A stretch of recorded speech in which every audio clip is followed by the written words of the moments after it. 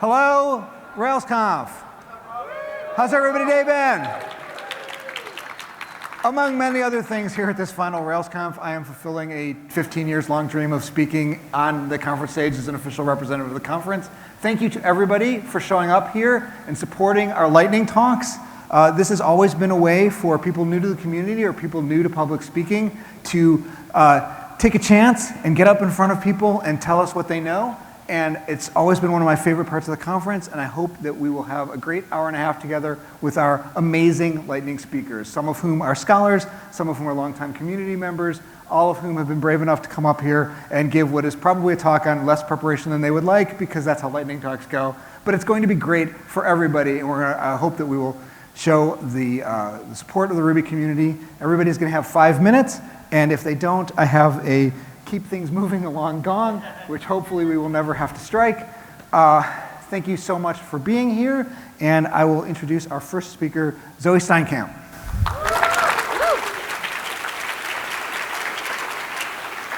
I forgot to get my photo. There we go. Whoop. All right, we're good. All right, so my name is Zoe Steinkamp. I work for a company called ClickHouseDB. We are an analytical database. I'll do the speech later on, but basically, we created an open source RubyGem analytics on top, or rather embedded within our database. The information's there, so let me go through it. So SQL analytics on RubyGem downloads. So we have every gem ever downloaded, all that information's here. It's free to use, completely for the community. I'm gonna actually do a demo so I can show you where you can run it. We're actually soon gonna have a website. It should be out in like the next week or two, I wanna say. I've been watching the PRs on it. Fast SQL queries, so if you know SQL, you can query it. I'm also going to show you how to query it with our AI agent, and you don't have to know SQL. It'll do it for you. Reliable and secure.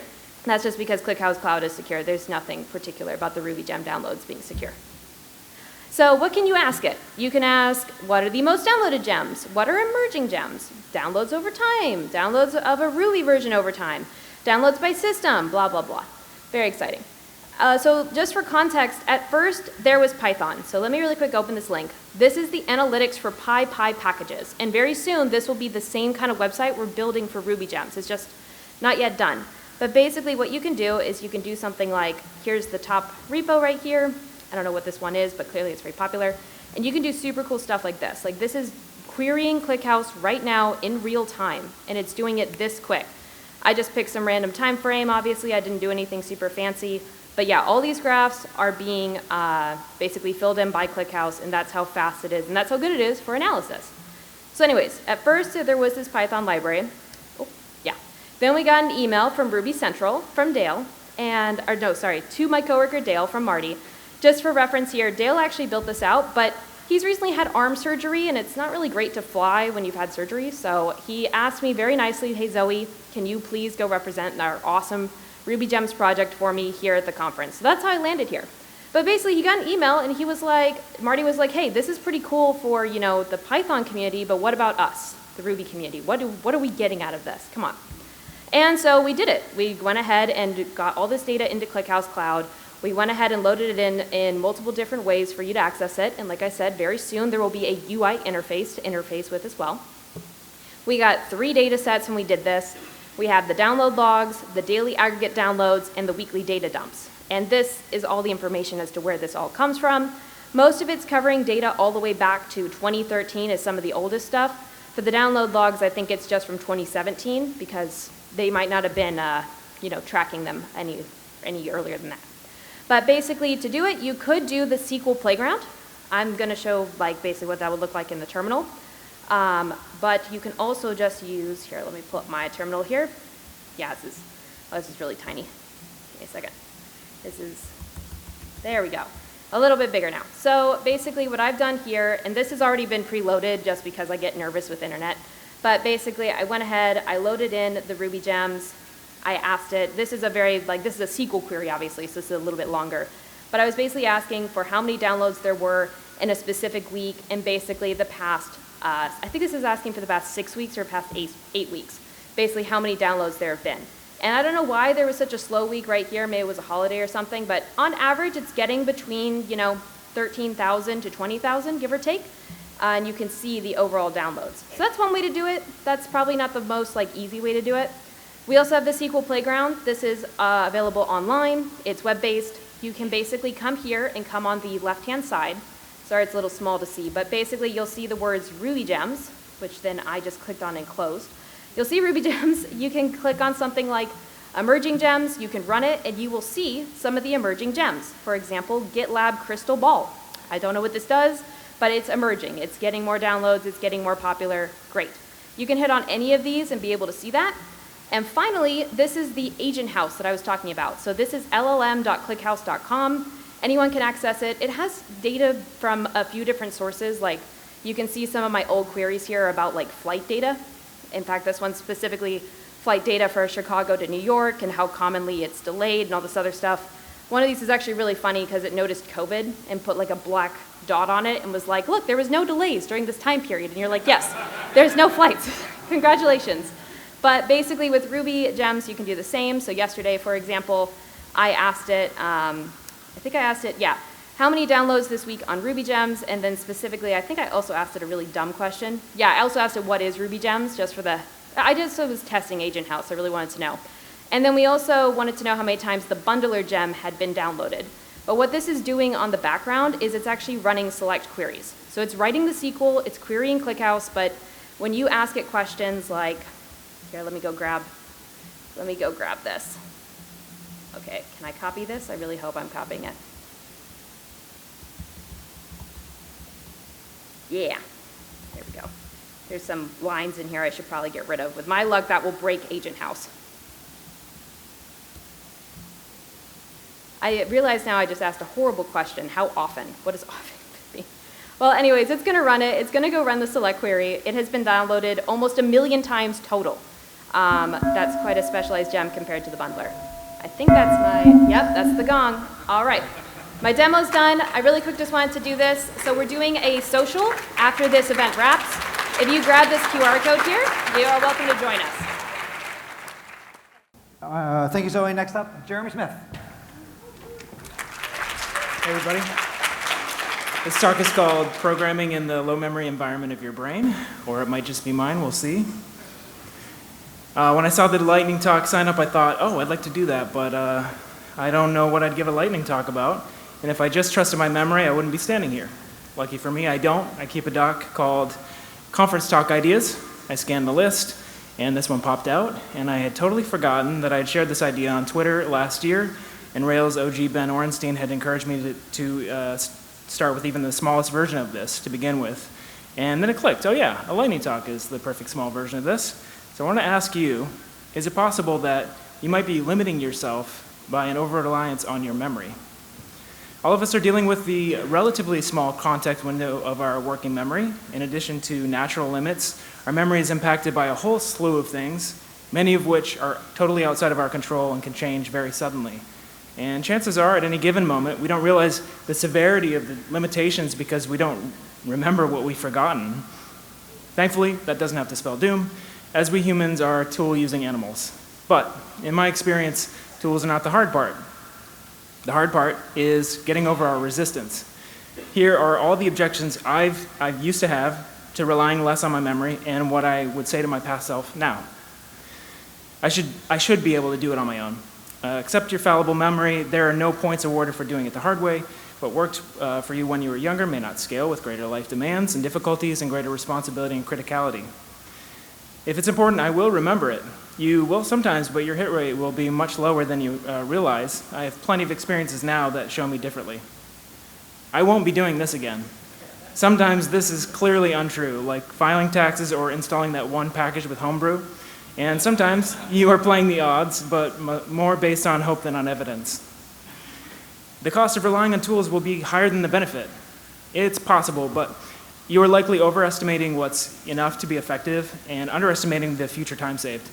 You can make tiny experiments to build confidence. I will be collecting too much information or hoarding. Storage is cheap. Spending hours looking for something you've lost or trying to reproduce something that you've done before is expensive.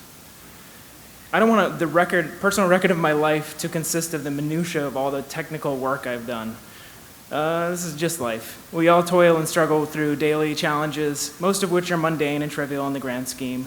but don't diminish the dignity of your labor by believing that it's not worthy of recording. So with that in mind, here are the tools that I currently use: project logs, summary videos, reference materials, and published content. Let me talk about each one. I keep a log of nearly every project I work on. To borrow from Getting Things Done, a project is anything with more than one step. I'll usually have one main note per project with high-level tasks and details at the top, and at the bottom an append-only section with each day I've worked on that project and all the notes from that day. This will include questions I've had, decisions I've made, tasks I've accomplished, snapshots of current understanding or opinions, errors I've hit and how I resolved them, excerpts of logs from bugs and incidents, all the links related to a research session, snippets of code, commands I ran, and planned next steps. Note, the project logs are for you. Keep those separate from what you put in company project management tools. You want to own these, and you don't own what others can block your access to. I work with 2 to 3 clients at a time, and the context switching can be a real challenge. By Monday, I've often forgotten completely what I was working on for the first client the week before. I'm increasingly making video walkthroughs of features, proposals, and research for my clients. What has surprised me is that I'm almost always coming back to watch these videos again myself, often several times. They help me find my place again much faster than just looking over code or notes. Most videos are under 10 minutes, making playback at 2x cheap. I use Loom, and I think it's absolutely worth paying for a tool that reduces friction for recording and sharing. Many things don't fit into a project frame and are more like research topics, areas of study or inquiry, or ideas and notes for future projects. Have a collection bucket for each of these and get in the habit of throwing everything you think of in there. It should become second nature. The pinnacle is published content. When you publish, you reinforce and generalize your knowledge and provide benefit to others as well as your future self. Publishing doesn't have to be high cost. There are many scales. You can spend 5 hours on a video, 3 hours on a blog post, 1 hour on social media thread, or 15 minutes on a GitHub gist. I built Rails Inspire as an intermediate between gists and technical blog posts, as it's an easy way to share code samples with contextual explanation. I have yet to regret the time I've spent on publishing content. It always rewards me, often in surprising ways.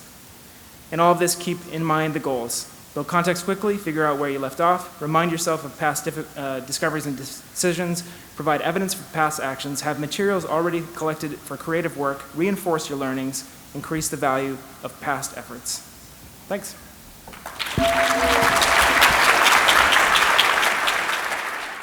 Next up, we have Sam Potter. Hi, my name's Sam, and this is a crash course on linguistics with references to Ruby and Rails. So yeah, as I said, my name is Sam. I'm a CS and linguistics student at Berkeley, and in the Rails world, I help maintain HCB, which is a open source neobank for nonprofits. Cool.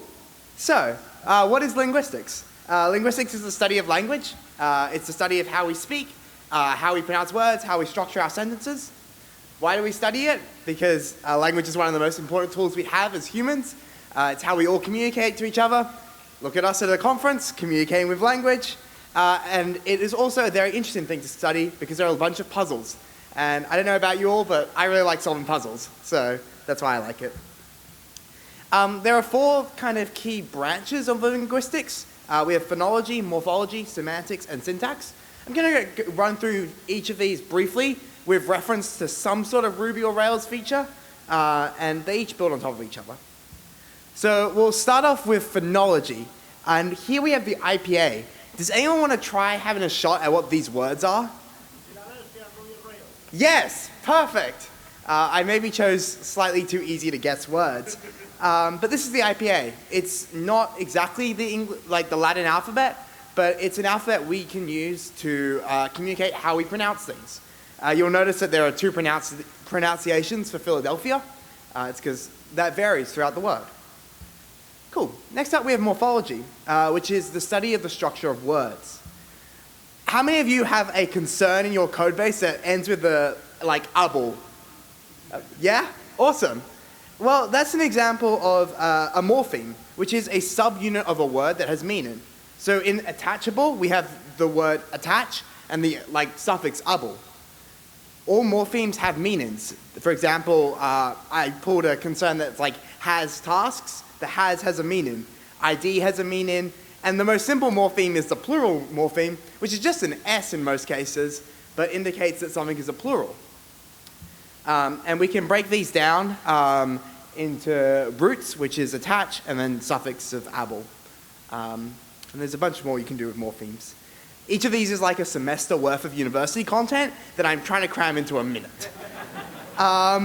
Next up, we have semantics, which is like the meaning of sentences and phrases. One common way of studying sentences and their meaning is to have sentences derive their meaning from a series of truth conditions. Basically, a collection of facts that, if all true, make that sentence true. For example, the truth conditions of a sentence like this, Rails is an awesome programming language, would be Rails is awesome, and Rails is a programming language. I am now realizing I meant to write Ruby, so this sentence is actually not true. If we were to write this in Ruby, you could write a function like this, is true, which takes the context of what we're speaking about, a series of truth conditions, and just loops through them. And if one of them is false, the sentence is therefore false. Now, what do these truth condition functions look like? Well, actually, the most common way of understanding these is that they are set inclusion functions. So for example, Rails is awesome would be Rails is in the set of awesome things. Here I have a couple of other things I think are awesome. And you could think of those a little like this. So the second one would be false. So TLDR, you can think of every sentence as one or more characteristic functions using the set theory version of characteristic functions. Lastly, we have syntax, which is the structure of sentences. There are a couple of common ways that languages structure their sentences. You have subject, verb, object, verb, and then verb, subject, object. Subjects are the person doing the action, verbs are the action, objects are the thing that the action is being done to. It is debatable whether Ruby is SVO or SOV. Here's a piece of Rails code that you could argue is SOV. You have the subject, the user table, you're creating the object, which is a user called Sam, and then, but you could also write SOV. For example, here you have again the user who is taking the action of building a new hobby onto them. There isn't a great answer, and honestly, this is because I'm trying to compare a programming language to a human language. But at the end of the day, linguistics is descriptive and not prescriptive. That's one of the key principles, is that you don't, as a linguist, you don't prescribe rules, you try and describe rules. So here I am trying to describe Rails as Ruby as a human language. So thank you so much. Next up, we have Brooke Kuhlman. Thanks. So hey, everyone. Just really happy to share with you Terminus. Before I actually talk about this, though, I need to give you some context.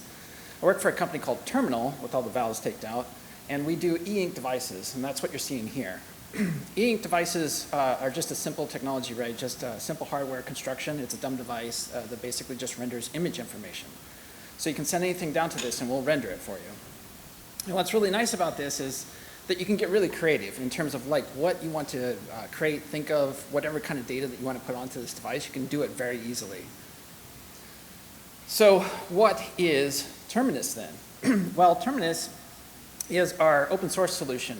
We call it BYOS, so build your own server, and this is our reference implementation, so that you can have an open source solution to actually render data on these e-ink devices. It's private and secure kind of by default, right? Because you get to run the server locally, you have your device locally, it's all on your own network, so it's kind of a closed system. It's 100% open source, which I'm really proud of. It's something that I've cared about for many years. I've been doing open source for over almost 2 decades now. And the other thing that ties into this is the unbreakable pledge as a company, something I'm also very proud of, because basically what we're saying is, hey, if we ever go under or can't sustain ourselves anymore or just get bought out, like we'll open source everything so that you'll have everything in addition to all the open source stuff that we're doing right now.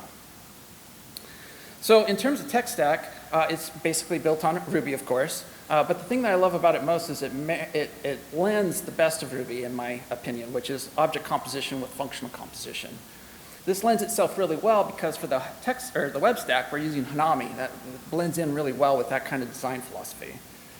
As for the front end type stuff, we try to keep it really light in terms of JavaScript. We're using HTMX, so we can just send partial information server rendered back and forth.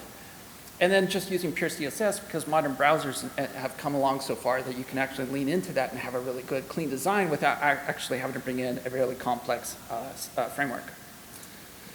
Lastly, if for some reason, I know we're all Rubyists, but if you just don't want to deal with any of that, you can just grab the Docker image that we build and you can run it that way. In terms of architecture, Terminus sits right here in the left-hand quadrant of our entire architectural stack, which is the DIY web server. And that allows you to communicate and send information to your device. What's really nice about this is you can also proxy between Terminus and the core server. And you can actually bring in images and all the plugins and recipes and stuff that we have in the core server down to your device as well. In terms of setup's actually fairly simple. When you get your device and you unbox it, you're going to want to connect to the captive Wi-Fi portal. It's going to show up as TRMNL here. You'll connect to it with your SSID of your network, fill in your password, and the critical thing here is you're going to put in your server address. Because by default, the device is going to want to talk to our core server, and you want to talk to Terminus that's running locally. And so you put in your IP address, connect to that, and then it starts syncing. And the syncing it's doing is actually a basic JSON data API. It's very, very simple, actually. It just wakes up the device says, hey, Terminus, what's the next image? Terminus sends that JSON response down with a URL to the image, and then that renders on the device. And then you can just go through multiple screens that way. In terms of web UI, it's very simple at the moment. We're working on making this better and a better usability, better pleasant experience for you to use in your home server, which is a dashboard to kind of keep stats on things, devices so you can actually look at the logs, edit them, delete them, add new devices, whatever. There's also a little bit of a designer in there. This actually uses HTMX to do server-sent events. So as you modify your HTML code, you can see the new screen render on the left-hand side. And then you can use that information to actually hit the Screens API and build a new image that actually gets sent to your device. So new features are being built weekly. This is kind of basically my primary job. Super excited to be working on this and actually being able to provide something that the community can really enjoy. Thanks so much for letting me speak, and you can find the slides and feel free to reach out and contact me. I'm happy to talk more about this. So thanks. Next up, Kelly Popko. All right, I'm here to talk about when you might want to use a data object. Data is a relatively new Ruby class introduced in Ruby 3.2. Use data when the intent is to store an immutable atomic value and when you want to define simple classes for value-alike objects. Cool, so how do we use it? We use data.define and we pass it keyword arguments. So here we're using it on a book as an example. We can also optionally pass it a block if we have behavior, like methods that we want to add to it. And creating the instance of the book, notice that we can either call .new or use bracket, and we can optionally use either keyword or positional arguments. So here we're doing both, all four combos. Now, how does this compare to its arguably closest neighbor, struct? Let's take a look at that. In terms of syntax, just using the similar kind of house example, we use data.define to instantiate the data class, keyword arguments. With struct, we're going to say struct.new. Now, what is one of the main differences between the two? One of the main differences is going to be mutability. Let's try out some renovations here. We're going to look at struct. We have created a house using struct. We've created a ranch house with one floor, and we're going to try to add a floor, make it a 2-story ranch. We get, 2 floors. And we can also check, is ranch frozen? It is not frozen. Let's try to do the same with data. We're going to define the house using data. Here we have a ranch house. And then we're going to try to increment floors. Notice that we get a no method error raised. We also note too from the error that there's no writer method.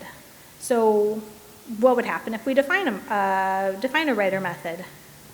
We can define the writer method. When we try to use it, though, we get a frozen error. So we can also check, is ranch frozen? Yes, ranch is frozen. And just as a side-by-side comparison, we're looking at data methods and struct methods, and then each respective instance method. You can see the struct just has way more that's built right in. And then if we compare the diffs of methods, we also can notice that struct only has one method that data does not, whereas the reverse is certainly not true. Cool note about with, though. With, we can create a copy of that instance and change any or all of the attributes and make a new instance. So, to data or not to data, we want to look at mutability, behavior, and communication. When do we want to use data? When do we want to use something else? If we want a lot of methods, if we want to be able to change values, we probably want class. Data is not going to be what we want. If we want to create that simple class for a value object, if we want a well-encapsulated object where those changes, those values once created cannot really be mutated, that's when we want data. Is an instance of data truly completely immutable, though?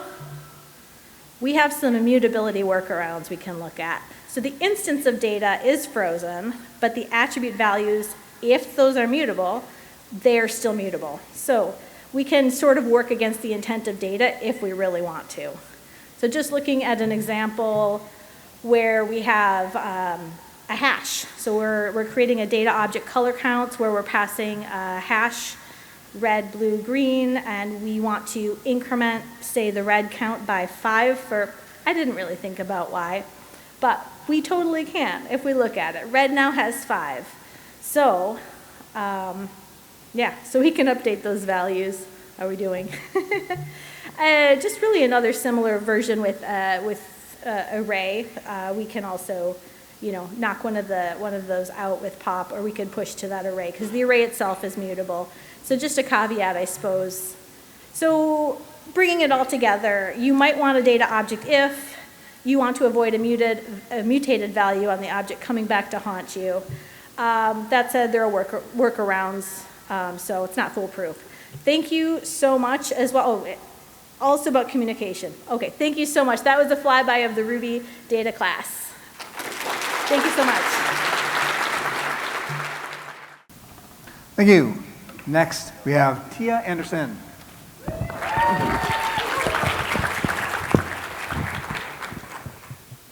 Okay. Hello, party people. All 8 million of you. Hello, my name is Tia, and I am a RailsConf 2025 scholar, and this is Peace, Love, and Crud, a Rails journey to calm. So, I totally believe that a lack of internal peace is fueling a whole lot of the chaos and calamity that we're seeing in society right now. From burnout to road rage to constant conflict, we're all kind of running on fumes. Maybe not all, but you know what I mean. And I kind of wanted to change that because that's a lot. In a world that kind of feels like it's spiraling politically, socially, and even in just day-to-day interactions, this is my journey to reclaim peace through code. Okay, this is the first thing that you land on when you go to my app, which is POM, which stands for Peace of Mind. Okay, and it was just made to be soft tones, simple choices, login or sign up, no extraness, no extra chats or all that kind of stuff, no pressure, just come on in and catch these vibes. I built this during a time of really, really big life changes for me, from being laid off to watching what looks to me like the world burning down and people treating each other like complete garbage routinely. So I didn't really want more noise. I wanted a place that was gonna let me pull away from the chaos and center myself again. All right, so when you first log in, you get to the dashboard and It's just common, simple, like everything else. And right now, it just offers the two options of journal and gardens, but eventually will offer recipe tracking and the ability to couple recipes and or your plants with journal entries. Because inner peace doesn't come from doing more, it comes from focusing on what actually matters out here. Now, next we'll go into the gardens. You can set up several, however many gardens you want to, and do the notes in the plants and everything like that. Okay, you can track the progress of your plants within there. And the thing is that I don't feel like it's just plants being tracked. It is, you're tracking your care, your progress, your intention, watching something grow over time, even when you feel stuck. It's kind of a reminder that you're not. And really and truly, sometimes we feel stuck because we need to look inside and grow from literally right where we're planted. All right, and this is what it looks like on the show page for one of the plantings, which is a user, a plant, and a garden. And you can see that you can add progress notes and things like that so that you can watch it. And there's timestamps and things like that. Honestly, it's a little bit of a metaphor. These little logs added one by one to show your effort, your setbacks, and your joy. Does it sound familiar? It's kind of crud, but mindfulness and presence crud. Right, and then here's the journaling space. This is, just what it looks like when you first land on it. You can scroll through. This is a screenshot, so I should probably stop trying to scroll. But this is where you can actually scroll down and you get all of the months for which you have an entry. And it's, that the first little 3 accordions are kind of popped open, but you can look at any of them. So entries are organized by month for now, but in the future, they'll also be able to be grouped by category or event, emotion, stuff like that. There's no way to get likes or comments. Nobody's looking at it, so there's no pressure, which is amazing. Just thoughts and reflections. Because we need somewhere to put the weight that we randomly pick up and carry. We need to unpack those thoughts and feelings that will otherwise become baggage, thus leading to this lack of peace that we're seeing everywhere. The idea here was kind of minimalism and choice. All right, so also some days we don't know where to start and we potentially end up avoiding journaling at all. So I integrated ChatGPT to generate prompts. So Rails handles the flow, OpenAI brings the idea, and you bring the truth. Let's see, it's just a little spark to get your gears going. Okay, it's just a little spark to get your gears turning when you don't know where to start. And I do want to say that I came to Rails late in the game after years of working on a front-end platform that runs on Rails. But learning to build from scratch kind of changed everything. It gave me confidence, it gave me skills, and honestly, it helped me find peace. In closing, peace isn't loud, it isn't flashy, it doesn't go viral, but it changes everything. Because when one person finds calm, it ripples outwards. It changes how we show up in our homes, in our jobs, and even on the road. Peace spreads, but you have to choose it. If even one person chooses to build peace, they give others the permission to do the same. And that is how we begin to change the world. You can find my app and contact info on this final slide. I am Tia Anderson, RailsConf 2025 Scholar, and I wish you peace, love, and crud. Thank you for coming to my Tia Talk. Next up, we have Justin Bowen.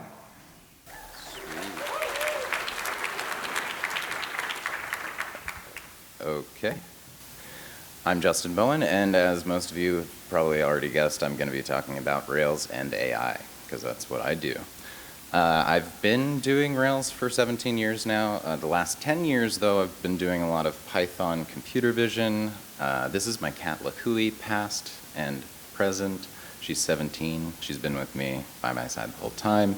And yes, like I said, since RailsConf 2021, I have been talking about AI and Andrew Kane a lot. There was actually, Marco, one video missing from Ruby events, and that is, again, me and Lahui. Thanks to Arena, you guys might have seen that picture twice. I didn't get to see it. So, there are a lot of tools missing in our Ruby toolbox, if you're familiar. One in particular is not really AI, but does kind of have that connotation, which are iRuby notebooks, live notebooks, Jupyter notebooks, if you're familiar. GPU accelerated runtimes for inference and training. Onyx Runtime Ruby does now support CUDA, thanks to Andrew Kane, and I just made an issue. That's the word open source frameworks for AI development, and that's what we're going to talk about. Agent-oriented programming is actually not a concept I made up. The paradigm was coined like 30 years ago, Wikipedia. This is also sort of from the Wikipedia, but we're not here to talk about vibe coding, and we'll get to that later if there's a little time. But we're here to talk about cool features in your Rails app that are AI powered, like an object. Agents give you functionality, but can decide how to use that functionality, where it's not just a lifeless object representing some kind of data structure, it is a lifeless object representing some kind of complexity. Active Agent compresses that complexity into something that you might be familiar with. It should be MVC, models, views, and controllers. Actions render prompt templates using Action View. And the prompt context is the model, and the agents are controllers. I didn't read the haiku, I probably won't have enough time. This is actually just from the Rails guides, controllers, you know, MVC. I just slapped an agent class in there, so now you can have a controller too. And your public methods become actions that can be called. You get queued generation just like you would with Action Mailer. If you've ever used a controller, you should be pretty familiar with this. Two major things that we've probably all attempted to do at this point are interactive conversational AI, like chatbots. Everyone wants it. They're not that great. Autonomous operational agents, interesting. Again, chatbots are like long-form wizards, and you'd probably be best off just using a form. It's faster and a better user experience. And then, yeah, interacting with third parties with MCP or tools, that's the thing you can do. Actions can also be tools. Today we'll be talking about both concepts with translations as a background task that you can do. Okay, this slide is just to indicate that it's demo time. So we'll get into the code in a second. Let's just do the demo real quick, and hopefully the internet still works. This is about cat, so meow meow, I didn't spell it right, kind of on purpose. So we can ask, what can you do? And hopefully get streamed results back. And it says that it can show cute cat images, which I didn't promise at the beginning, but I will hopefully deliver. And you can say, show me a cat without the A. But it should still do it, hopefully. If the internet's good, there's a job running, that's good. Cat. It worked. I did break it multiple times today during the hack space. We also have translate, and I do want to get into the code, but we only have a minute left, so let's see.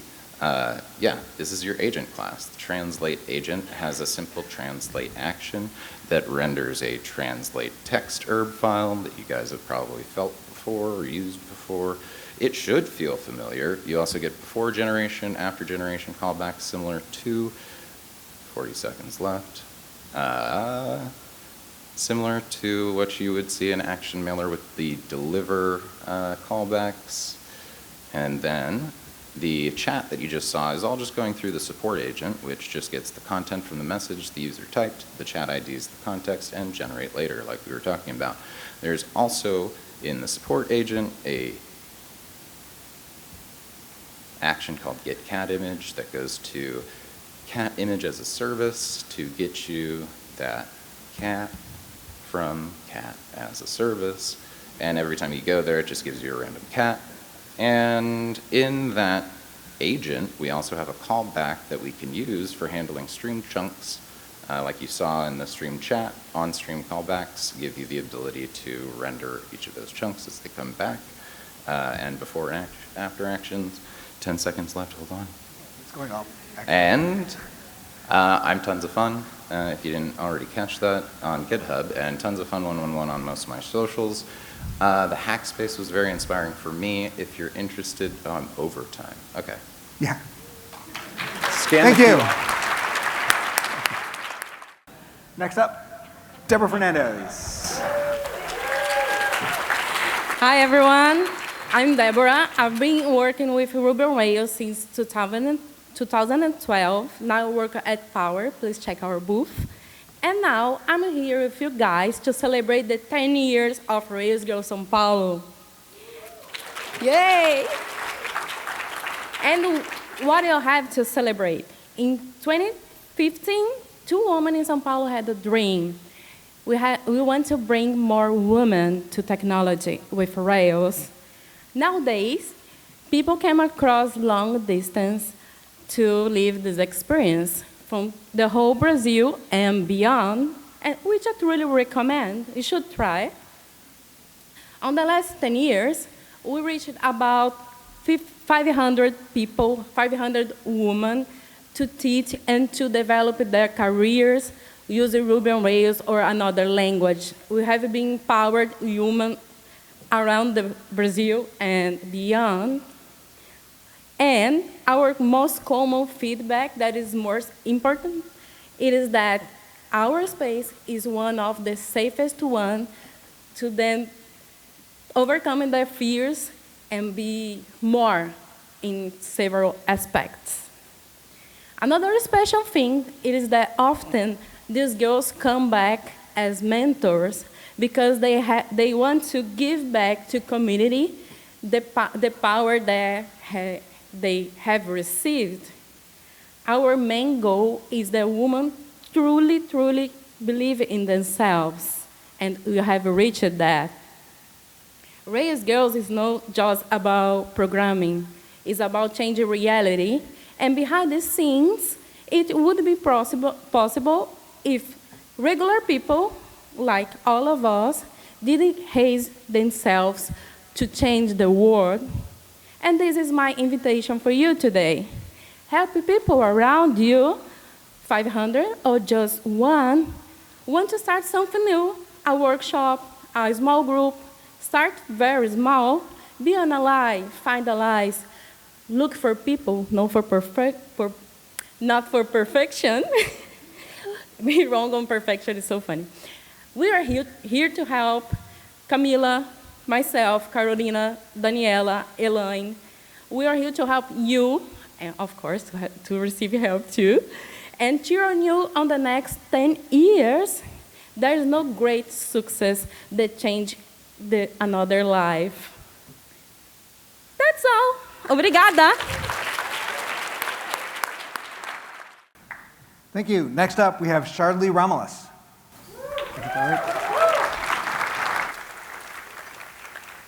Awesome. As you said, my name is Charlie Romulus. I'm a full-stack developer based out of Boston. I learned to code with Ruby, which is a garbage collected language, which means that memory is managed automatically for us. I've been curious about how memory used to be managed pre-Ruby and pre-garbage collection. So I took some time to play around with C, which is the language that Ruby was built on, one of the languages, and build some like small apps and play with memory. So do manual memory management. So this talk is going to be about some small things that I've learned. So just as a trivial example, let's say we were asked to build like a small seats management application for like a conference room. Let's say the requirement is the room can only have start to start can only have 20 chairs, and for attendees. And if we were to get more signups, we would get more chairs to accommodate all these attendees. So if we were to implement that in a C program,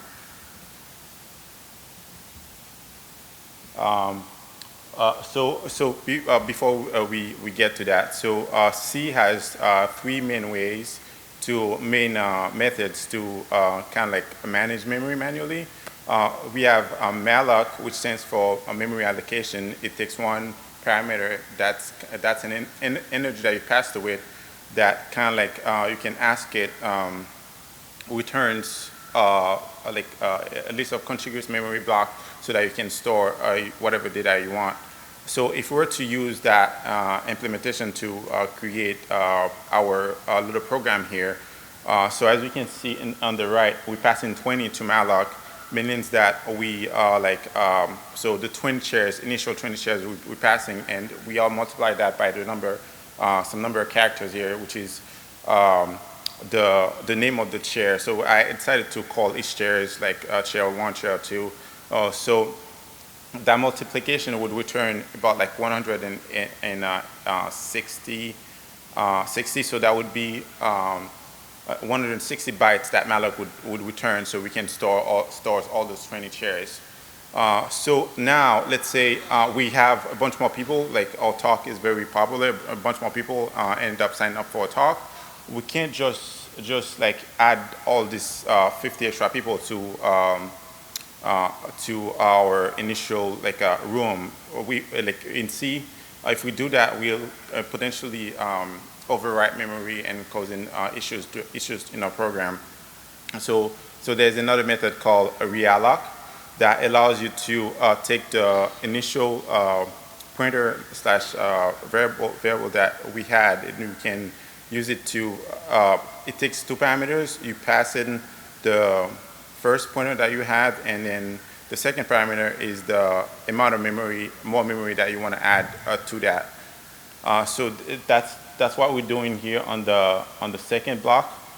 And then once you're done, let's say the talk is over, and then we need to return the chairs that we had borrowed to accommodate the extra people that were attending. So in C, the same way, we need to make sure that we free the memory that we're using so that other parts of the program can use it. One of the main things that happens if we don't do that, we can easily cause memory leaks. And in the past couple of years, the U.S. government have been actively asking the company that they work with to add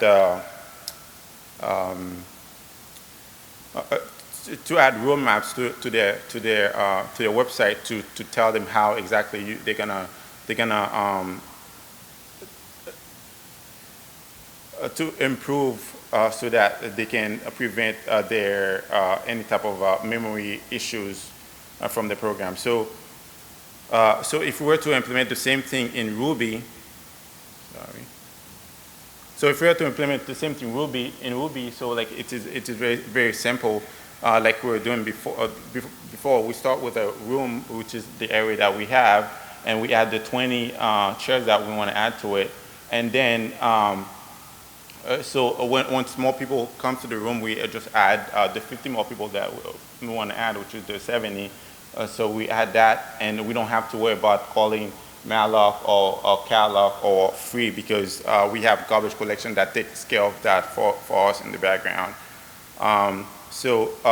Ruby is an amazing language. That's one of the reasons all of us loves it.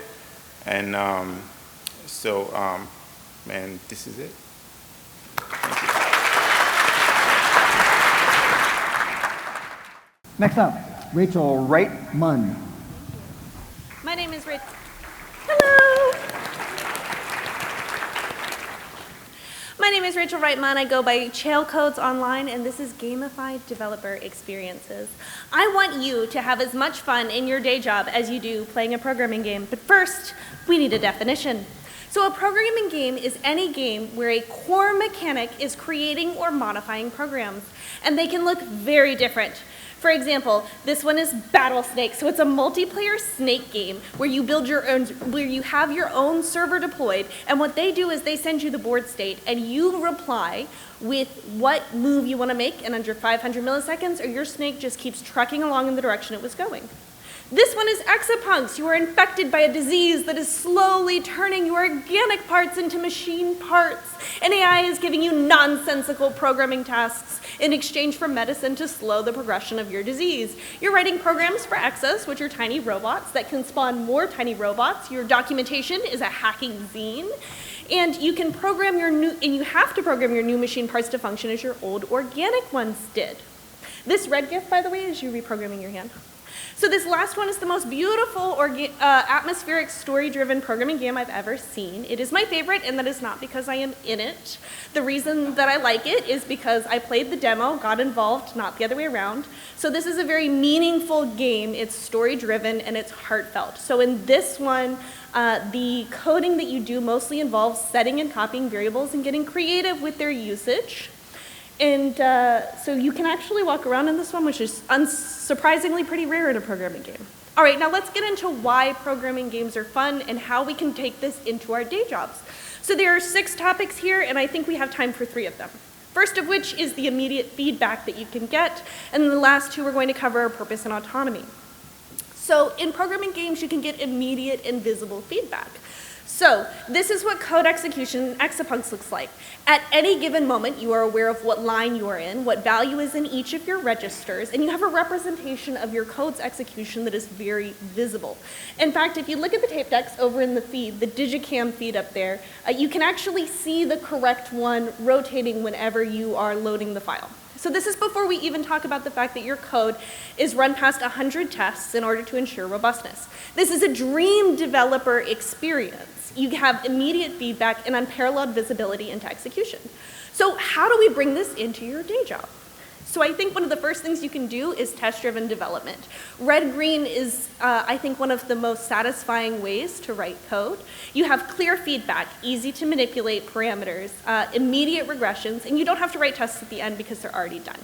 The next one is live reloading. So we talked about that visibility and feedback. When I'm working with my Jekyll blog, I have my code on one side, and then I have the site on the other one, so every single time I make a change and save it, I can immediately see that feedback on the other side. And the last one is your debugging tools. So I want you to think about your debugging tools, like how close can you get to that experience that you have in exapunks where you know exactly which line you're executing, what each of the values are, and the parameters and everything that you can see in them.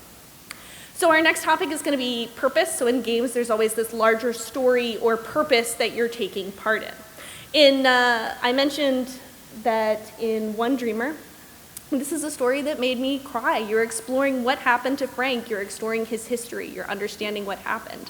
That story is what draws you through your tasks and gives it meaning. So how do we apply this to your job?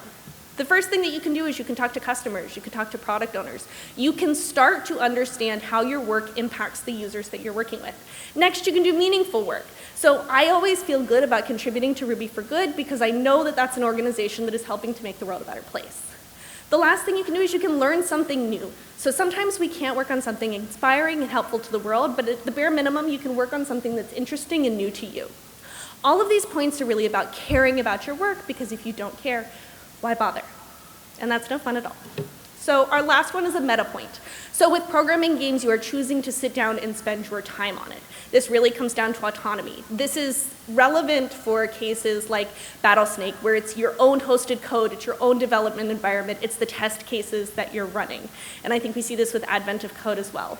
I think this applies particularly in cases where you're looking at side projects and open source. I think that this autonomy is part of the reason that you enjoy it. It's more fun when you have a choice. Expanding on that, I think that's one of the things that can potentially cause maintainer burnout. I think maintainer burnout can happen when a project becomes an obligation instead of a choice. So how do we apply this to your job? I'm not sure. 20% time, open source contributions. If you know and you figure it out, please let me know. I go by Chael or Rachel. You can find me at Chael Codes, chael.codes/links for all the social media platforms, hello@chael.codes for my email. Also, I'm looking for work, and you can find my resume at that link right there. Thank you very much for your time.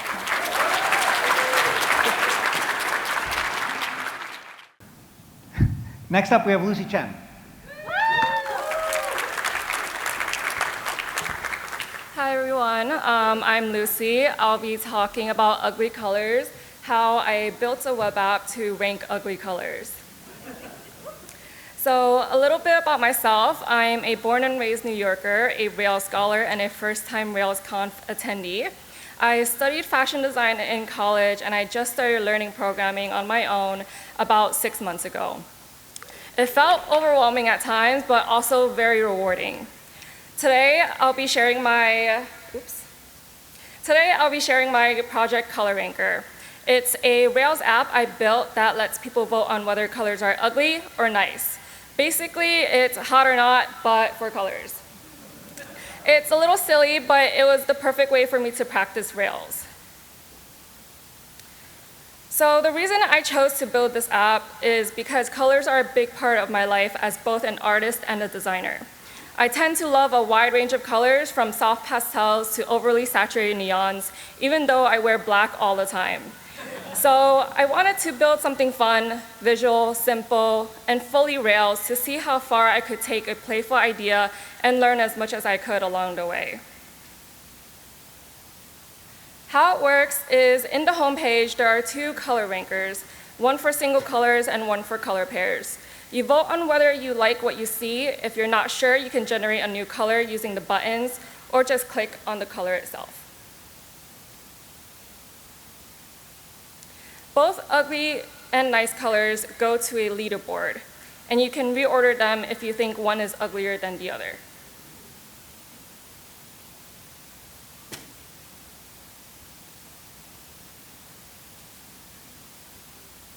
And if you mess up, you can delete it and re-vote on another.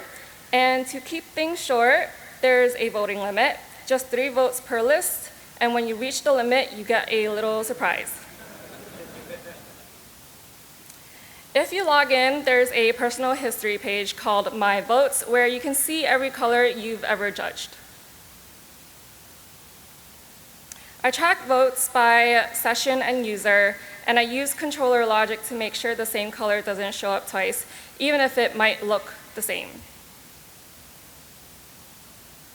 So my future steps is to get a deeper understanding of user authentication, allow sharing profiles, both individual and blending color profiles between 2 users, create different dual color visual formats such as polka dots or stripes instead of just color blocks, allow users to input custom hex codes, and make my web app mobile friendly.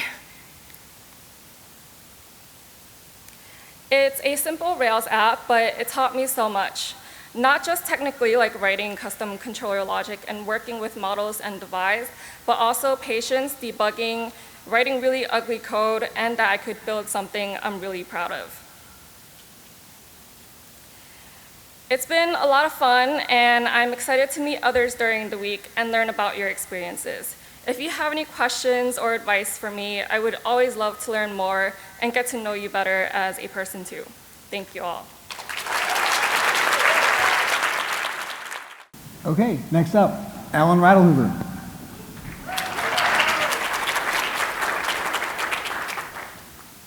Fear. It's not something we talk about, but it's here. It's here with us because we take it with us everywhere we go. Now, fear leads us to build emotional fortresses around our true selves so that we can cower behind them with our imposter syndrome. Or is that just me? Hi, I'm Alan Radlhoover, and everything I have ever wanted has been on the other side of fear. Fear comes in many shapes and sizes, but what I want to talk about today is the fear of rejection. Like a virus, it causes us to put on masks and wear and practice social distancing. It lies dormant within us until we approach a new person or a new situation, and then it flares up rapidly. For example, do you remember the first time you ever wanted to kiss someone?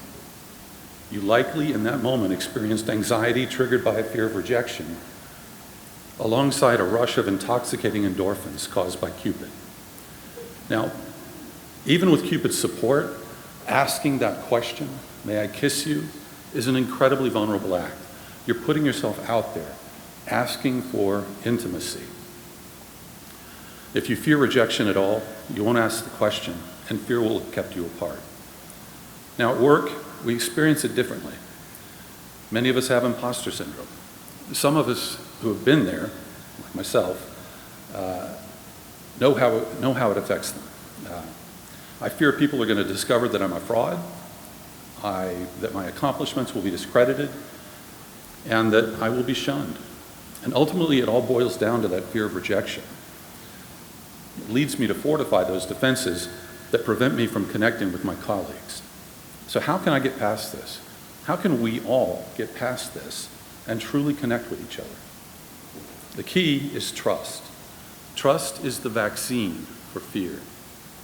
A large enough dose can inoculate us, mitigating fear's worst symptoms, but it's not free. It comes at the cost of vulnerability.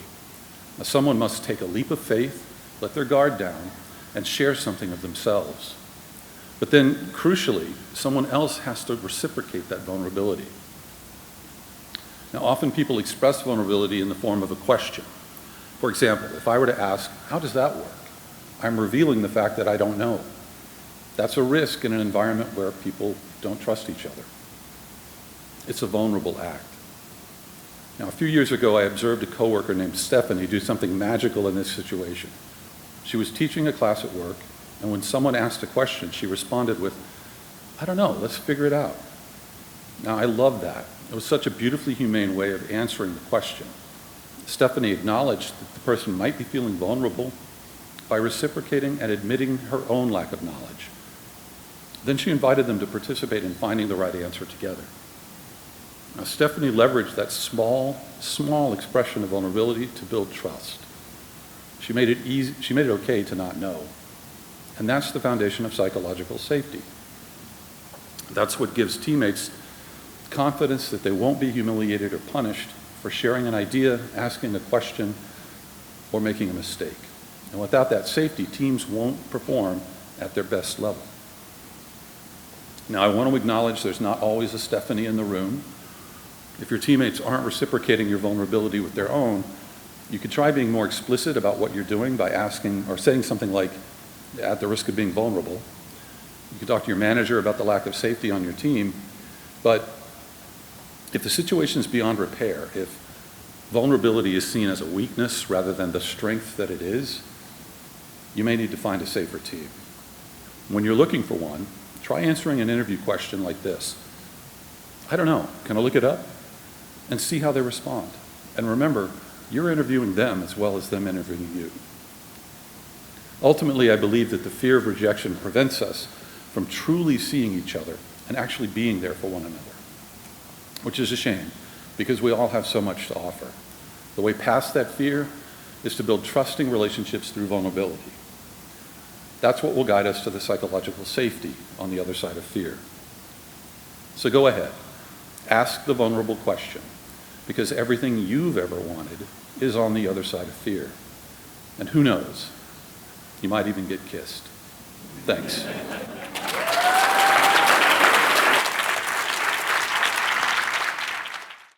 Next up, we have Yashar Shilla.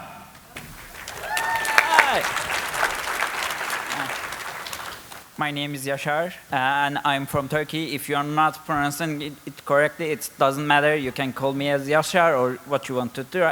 It's okay for me. So today I'm here for saving your coffee money in your pockets. And I'm one of the organizers of Ruby Turkey and also one of the scholars too. So before to start, I have a disclaimer. First things first. So sorry my English because I was in New York City for just a few days. So I'm nervous about it. So today's thing about memory management. Yeah, like Shortly already mentioned about it, there is something to do about your memory. Yeah, right? And Ruby handles for it for us. So, sorry for that. They just trying to keep it really sorry for that. Let me rephrase.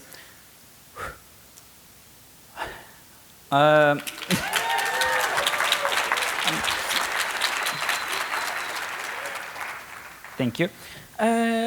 Actually, Linux manages your memory pretty well. And doing just all of the stuff, keep similar things closer, and remove the unused ones, and reorganize it regularly. It's just really good, and it's done by malloc. It's pretty fine, and it works really good. It comes with glibc, and it's good. But it doesn't work really good Ruby, I think. Just some cases. So we can figure it out and optimize in a way. We just setting things. Before of that, we have to actually, you have to measure before and after. Maybe it's not a thing for your case or your stuff, etc. And maybe you can set malloc arena max 2. It's popular thing. Everyone knows. And it's a really easy thing. What if it already had been done by someone else? There is one thing to do. It's JE malloc comes from the stage. So actually, they are looking for new maintainers or new forks. Maybe you already heard about it. And there's a blog post about it. I have to suggest to you look for it. And maybe you already seen about these screenshots over the net, for example, from Nate Barkopek or somebody else. There has lots of savings with using gmalloc. So if you want to using gmalloc, jemalloc, or how can it be done in your code base? Too easy. Actually, it comes by default with 7.2 Rails, and if you are using Dockerfile, it works perfectly. But if you are not, it's easy. Install libgmalloc 2 on your server. How can it be done? You can use, if you are using Heroku, just add this build pack. It works pretty perfect, and you have to just set a flag which gmalloc enabled to. It works pretty well. And if you are using Dockerfile or something else, just one line, and after that you have to flag it where it comes from. So that's all. Thanks and teşekkürler. Yeah.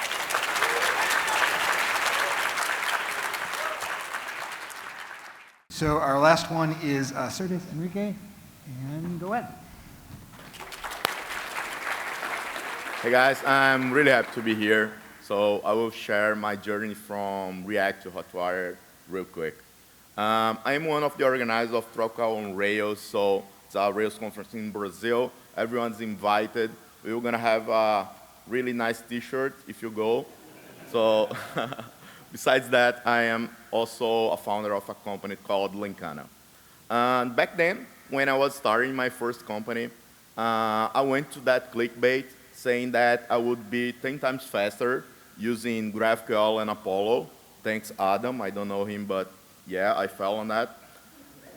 But it ends up that I learned a nice few things, you know, the things that we actually don't have on the Rails ecosystem, like Radix and Redless UI.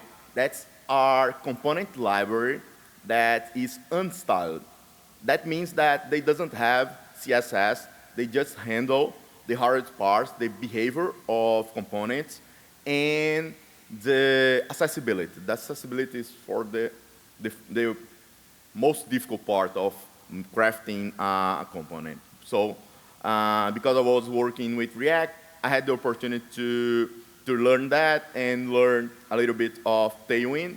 And I ended up learning, knowing a component library called ChadCN. I don't know how many of you have already heard about it, but it's a very popular component library in the JavaScript world. In a couple of years, they went from 0 to more than 80K stars on GitHub. Everyone seems to really love it. And it's a little bit weird because for the alert that you guys are seeing over there, you have to define the arlet.